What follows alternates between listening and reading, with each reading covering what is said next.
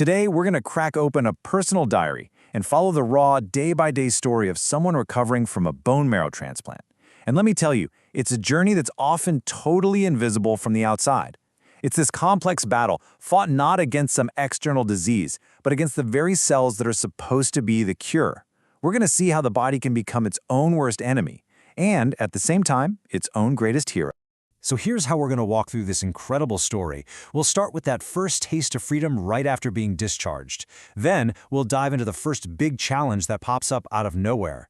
After that, we'll look at the hidden data that tells a completely different story. Then, we'll get into the daily roller coaster of recovery, and finally, we'll end on a note of cautious optimism about the future.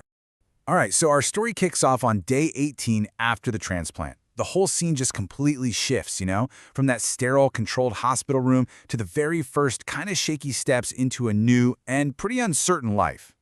It all starts with these 4 simple words from the author's diary. Today, I am being discharged. Just think about that for a second.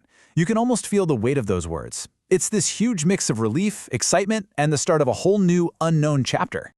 But getting out isn't as simple as just walking through the doors, right? It's a whole process. You've got the official discharge letter, you're running to the pharmacy for a bunch of new meds, you're trying to pack your entire life onto a single cart, and then finally moving into a special recovery apartment. And as the author points out, underneath all that relief is just this deep, bone-weary exhaustion from the whole day. So that initial feeling of freedom? Yeah, it doesn't last long. Just as the new routine is starting to feel normal, this totally unexpected and really alarming symptom appears, and it introduces the main conflict of this whole recovery story. Imagine this. It's day 20, just 2 days after getting out, and suddenly, a skin rash starts appearing on your chest, back, and arms. What is this? Is it just a minor thing, or is it the first warning sign of something way more serious? Well, the diagnosis comes in. It's graft versus host disease, or GVHD. And here's the wild, ironic thing about this condition. The brand new, healthy immune system from the donor, the very thing that's supposed to save his life, is now looking at his own body, seeing it as a foreign enemy, and launching a full-blown attack. And this attack, it escalates fast. I mean, really fast. On day 20, it's a grade 1 rash. Just 2 days later, the red dots have spread to his chest and stomach. He even writes that he's feeling a little worried. A day after that, it's on his face, which is now swollen.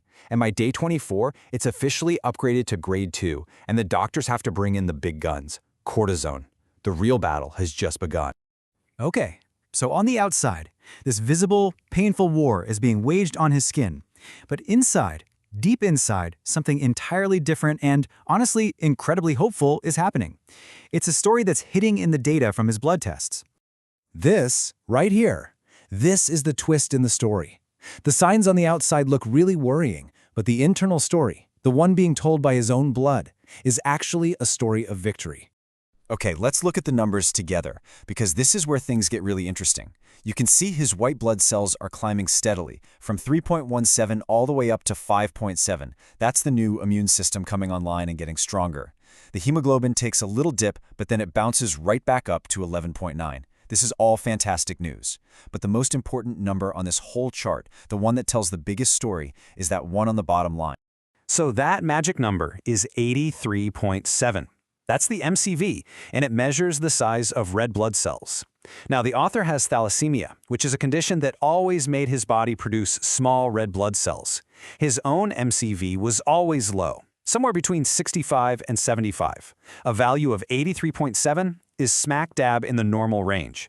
This single number is the proof. It shows that the new marrow isn't just working, it's producing perfectly healthy, normal-sized red blood cells for the very first time in his entire life.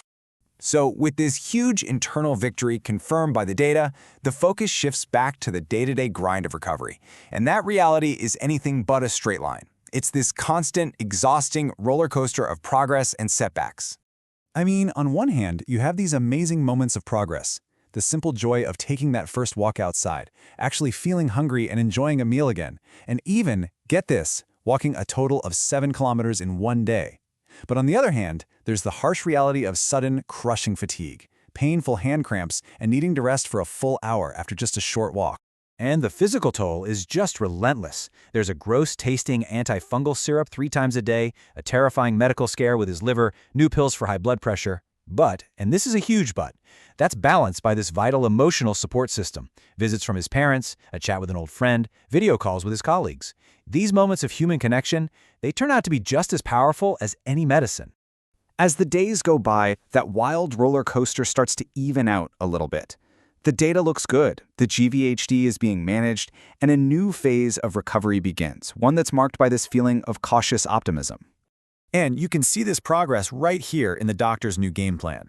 Notice what's happening. They're starting to reduce the powerful cortisone and immunosuppressant drugs.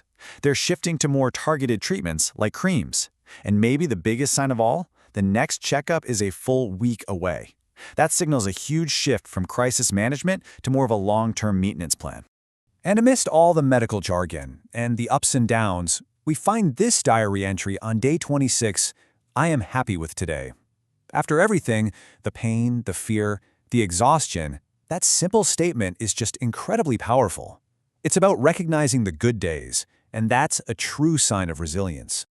Our look into these first few weeks ends here, but the journey itself, of course, continues. The immediate crisis seems to be passing, but the road ahead is still long.